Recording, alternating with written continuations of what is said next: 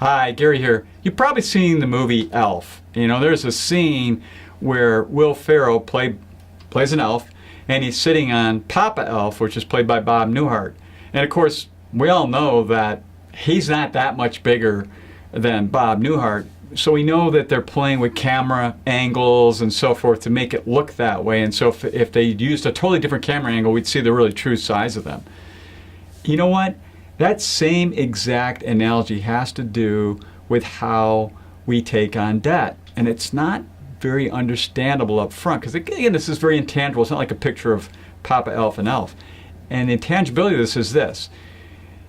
When you take debt, it's tax-free. So I use the analogy of a shovel. You're using a small shovel to take this money in to do whatever it is. Buy a car, buy a house, buy goods and services, whatever it happens to be, through credit cards and other things.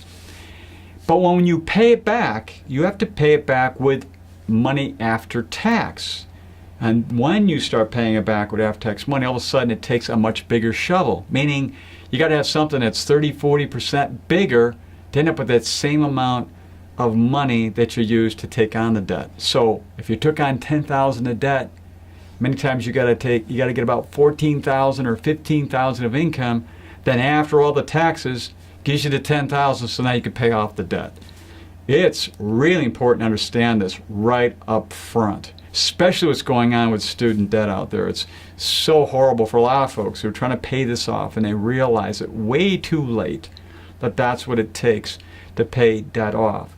So recognize the deleveraging here that takes place, or I should say really the leverage that's against you when you're paying off debt. You need a much bigger shovel to get that taken care of.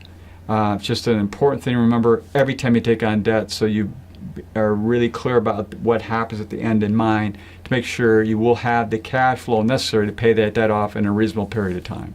So until next time, enjoy.